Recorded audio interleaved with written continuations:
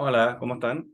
Aquí traje un límite por definición, donde tengo la función 1 sobre x más 1 al cuadrado, y quiero demostrar de que cuando x tiende a 2, esa función, el límite de esa función tiende a 1 sobre 9. Entonces, abajo había escrito la definición de límite, ¿ya? Entonces, la definición de límite dice, en palabras, que para cualquier valor de epsilon mayor que cero, positivo, existe algún valor de delta, puede ser uno, pueden ser varios, no es necesario que sean varios, pero eso quiere decir que le existe.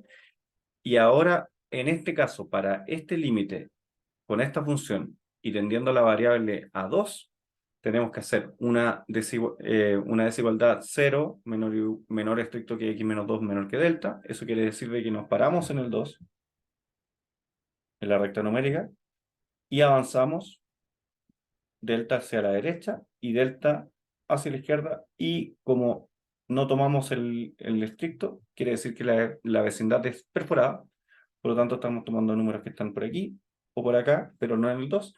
Y si eso ocurre, quiere decir de que la función y el valor del límite, que son 1 sobre 9, tiene que ser más chico que epsilon. Entonces la gracia de esto es que yo me doy cualquier valor de epsilon y tengo que encontrar un delta que cumpla con esa definición. Por lo tanto, lo que yo debería encontrar es un delta en función de epsilon. Y si yo logro encontrar un delta en función de epsilon, con eso estoy listo. Entonces, si nosotros partiéramos de un límite de una función lineal, no necesitaríamos partir de la base de cierto supuesto. ¿Ya? Podríamos hacer agotamiento y tratar de llegar que en el lado derecho de la desigualdad, de la implicancia, perdón, eh, va a haber un factor que multiplica lo que yo tengo en el lado izquierdo, por lo tanto voy a llegar a una implicancia del tipo P igual a P, y yo sé que eso es tautológico. Aquí puse un P distinto, pero se entiende el mismo P. Esto es tautológico, eso quiere decir de que si asumimos de tautología, si asumimos de que P es verdadero, y el lado derecho también es P, quiere decir de que siempre es verdadero la implicancia. ¿Ya? Entonces, eso es lo que tratamos de hacer en la mayoría de los casos, pero aquí nos va a pasar, como la función es no lineal, ¿ya? Que vamos a tener que agregar un supuesto inicial, que significa, que se llama o se le conoce como delta de prueba. Ahí me enredé un poco, pero lo vamos a tratar de explicar mejor. Entonces, lo que yo tengo que decir es, quiero encontrar, primero voy a partir de la base que tengo un delta de prueba, y aquí voy a dar un número cualquiera. La idea es que sea positivo, que sea pequeño, pero no es necesario que sea tan pequeño. Hay gente que ocupa 10 elevado a menos 6. No es necesario que sea tan pequeño. ¿Ya? Voy a dar un número que es un cuarto, que es un número bastante grande, pero es pequeño para lo que nosotros necesitamos. ¿Ya? Un cuarto es un número decimal que es 0,25 o 0,25, como lo llaman. Y vamos a decir de que si asumimos de que estamos con el delta de prueba, va a pasar algo, y si estamos en un delta más pequeño, va a pasar otra cosa. Y ahí vamos a tener dos casos para cuando se cumple el delta de prueba y para cuando no se cumple el delta de prueba. Entonces, vamos a tener una respuesta un poco más, no tan absoluta, sino que vamos a tener dos casos, así como cuando tenemos una función dada por tramos, donde si ocurre tal cosa, pasa esto, y si ocurre lo otro, lo contrario, pasa esto otro. ¿Ya? Entonces, vamos a ver cómo podríamos resumir esto. Entonces, si mi delta prueba es un cuarto, yo tengo que partir de la base que estoy en una vecindad del un cuarto. O sea, en lugar de poner x menos 2 menor que delta, voy a poner x menos 2 menor estricto que el delta de prueba. Y esto yo sé que es lo mismo que decir un cuarto, x menos 2, un cuarto. Y ahora voy a sumar 2 a todos los lados de la desigualdad. Entonces esto me va a quedar 7 cuartos, x 9 cuartos. Por lo tanto, voy a decir de que si el delta prueba es un cuarto, quiere decir de que mi x en realidad está entre 7 cuartos y 9 cuartos, y ahora puedo borrar este desarrollo que hice. ¿Ya? Y ahora lo que vamos a hacer es trabajar sobre el lado derecho de la implicancia. Entonces, el lado derecho de la implicancia dice valor absoluto de 1 sobre x menos 1, más 1, perdón, al cuadrado, menos 1 sobre n. Y vamos a hacer la resta, ¿ya? Aquí uno podría hacer una... ocupar una propiedad de la resta de cuadrados, pero no la vamos a usar porque de todas formas después vamos a tener que desarrollar porque la idea es llegar a una sola expresión. Entonces, aquí voy a poner 9 menos x más 1 al cuadrado dividido por 9 por x más 1 al cuadrado. Ya. Ahí lo que hice fue simplemente aplicar la resta de fracciones, ya amplificando el numerador para que tengan denominador común y así poder hacer la resta. Entonces, ahora voy a seguir expandiendo esta expresión. Aquí también podría ocupar suma por diferencia, pero lo voy a desarrollar en el sentido tradicional. Y esto me va a quedar 8 menos 2x menos x cuadrado, haciendo la expansión del binomio x más 1, manteniendo el menos y haciendo la diferencia. ¿Ya? Entonces, voy a analizar un poco lo que tengo en esta expresión antes de seguirla trabajando. ¿Ya? Entonces, ocupando la lógica de lo que estamos haciendo, esa expresión debería ser pequeña cuando el x está cerca del 2. ¿Por qué? Porque lo que estamos diciendo es que el 1 partido por x más 1 al cuadrado menos 1 sobre 9 son bastante parecidos cuando estamos cerca del 2, porque si no el límite no sería 1 sobre 9. Entonces, el numerador, si nosotros observamos cuando x toma el valor de 2 exacto, que no es la idea aquí, nos va a dar 8 menos 2 por 2, que son 4, 8 menos 4 son 4, y menos 2 al cuadrado, que también es 4, por lo tanto, cuando el x se acerca al 2, eso se me acerca al 0. Y eso quiere decir que yo lo puedo factorizar por x menos 2. Al igual como cuando uno dice, si yo tengo un polinomio que evaluado en el 2 se hace 0, quiere decir que x menos 2 es un factor de ese polinomio. Como tengo un polinomio arriba y un polinomio abajo, el polinomio de abajo no se hace 0 porque es un polinomio siempre positivo, pero el 0 ocurre sí en el numerador, que es lo que importa en este caso. Entonces, voy a escribir esto como valor absoluto de, y aquí voy a colocar, no voy a colocar x menos 2, sino que voy a colocar 2 menos x. ¿Por qué lo voy a hacer así? Porque yo tengo el x cuadrado con un coeficiente negativo. Entonces va a ser más fácil si escribo 2 menos x por otro factor para llegar a lo mismo que tengo en el lado izquierdo. Entonces, ¿por cuánto tengo que multiplicar el 2 para transformar un 8? Por un 4. Y para mantener el signo negativo del x cuadrado, voy a hacer un más x. ¿Ya? Pueden chequear de que efectivamente esa multiplicación de polinomios equivale a lo que tengo en el lado izquierdo.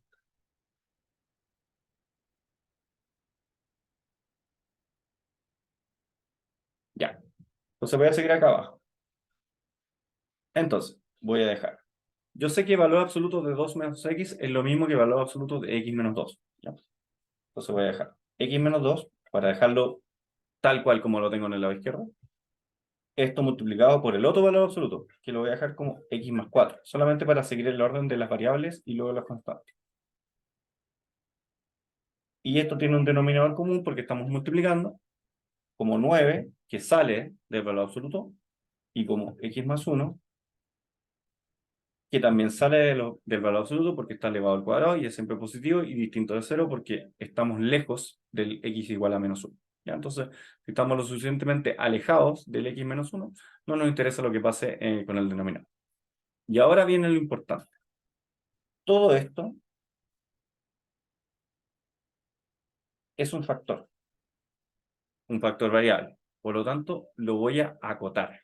Voy a reemplazar ese valor variable por su cota superior, o lo que es igual a decir el supremo, o al máximo, dependiendo si lo tomo o no lo tomo. En este caso, como no lo tomo, puedo hablar de supremo. ¿Ya? Por lo tanto, yo sé que esto ahora podemos poner menor o igual. Voy a poner menor o igual porque en algún caso extremo podríamos estar en el igual, entonces si ponemos menor estricto, me podría estar equivocando en ciertos casos. ¿Ya? Entonces voy a mantener el x menos 2 y voy a cambiar x más 4 en valor absoluto. Notemos de que X es siempre positivo, por lo tanto que esté con un valor absoluto no, da prácticamente lo mismo. Entonces, a mi cota superior del X le voy a sumar 4. Esta es mi cota superior del X para mi delta de prueba. Notemos aquí que si hubiéramos tomado un delta de prueba distinto, mi cota superior del X también varía. ¿Ya? Por eso los problemas se resuelven distintos dependiendo de mi delta de prueba. Perdón. Esto lo voy a cambiar por 9 cuartos más 4. Es lo mismo que decir 25 cuartos. Y ahora, bueno, le puse valor absoluto, pero se entiende que podría estar sin valor absoluto. 25 cuartos sin valor absoluto. El 9 es un valor fijo, por lo tanto lo voy a dejar así. Y las cosas que estén en el denominador funcionan al revés que las cosas que están en el numerador. ¿Por qué? Porque entre más grande sea el numerador, más chica es la expresión. Si yo quiero siempre agrandar, tengo que ahora tomar el ínfimo valor de x, que es 7 cuartos, y no el 9 cuartos. Entonces voy a cambiar esto por 7 cuartos más 1, que son 11, da 11 cuartos, y esto al cuadrado. Eso yo sé que es una cota superior.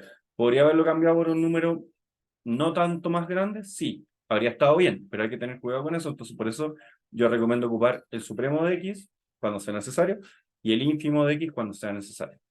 Entonces, voy a hacer esa cuenta en una calculadora para no cometer errores, porque no lo he hecho antes, entonces no sé a cuánto tengo que llegar. Esto dividido por 9 y a su vez dividido por 11 cuartos, que está al cuadrado. Ya, y esto me da un número un poco grande, pero fraccionario. Entonces esto me da que es igual a 100.089 por x menos 2. ¿Ya? Entonces, a eso es en general lo que tengo que llegar. Aquí me cometí un error, pero lo corrijo. Este es valor absoluto de x menos 2. ¿Por qué? Porque yo tengo que dejar todo lo que no dependa de x menos 2 sin valor absoluto como un número fijo, pero el x menos 2 tiene que ir siempre en valor absoluto porque así está el lado izquierdo de la implicancia. ¿Ya? Entonces aquí también es valor absoluto. ¿Ya? Y esto voy a decir de que así como yo lo acoté, yo voy a pedir de que esa cota siga estando a la izquierda del epsilon. O sea, lo que estoy diciendo es que mi cota superior que puse aquí, para esta expresión, no es lo suficientemente grande como para traspasar los límites de epsilon. Por supuesto que eso lo tengo que condicionar de alguna forma. Entonces eso lo quiero explicar ahora. Entonces, si yo despejo esta implicancia, estoy diciendo que epsilon, en realidad, o mejor dicho, el x menos 2 en valor absoluto, es menor o igual que 1089 cienavos de epsilon, ¿ya? Si es que partimos del supuesto de que x menos 2 es menor que mi delta prueba,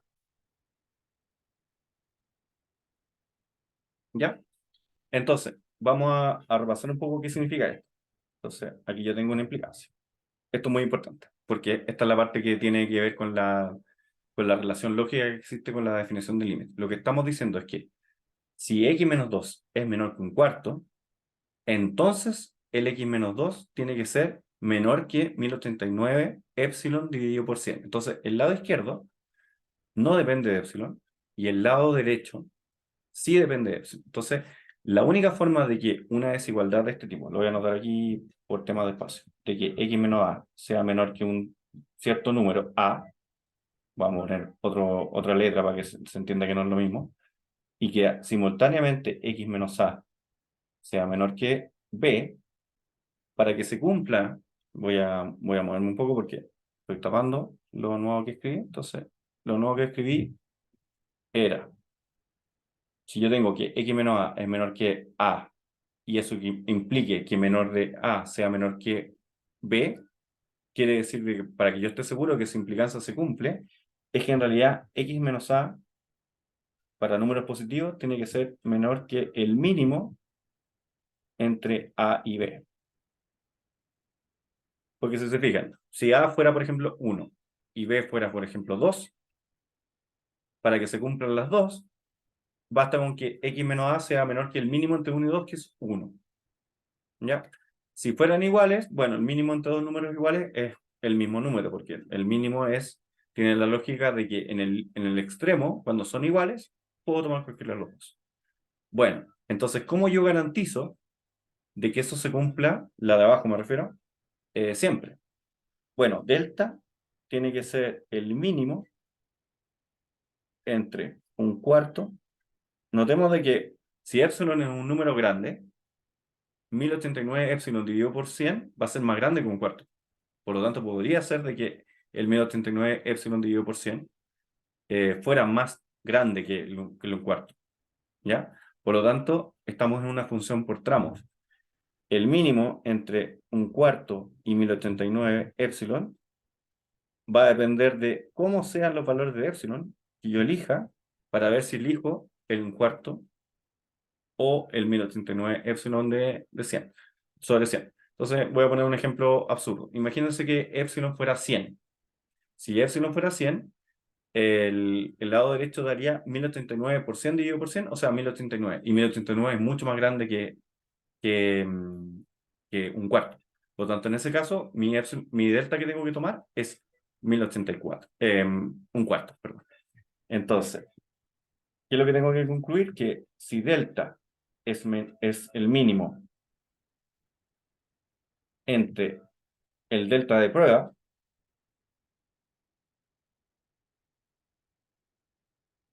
que no depende de epsilon, y la función de epsilon, se cumple la definición siempre, ¿ya?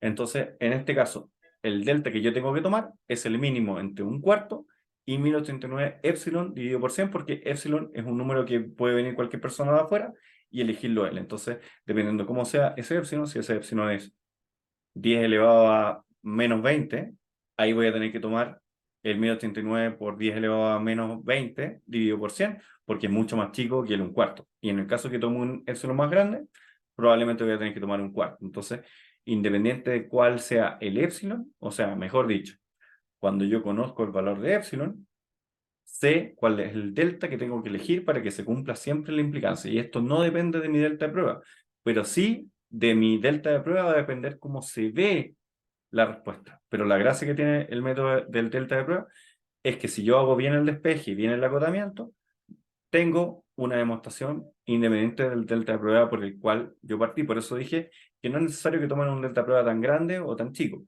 Basta con que tomen un delta de prueba que sea sensato y que sea positivo para no echar a perder la definición. Así que eso por ahora. Muchas gracias por ver.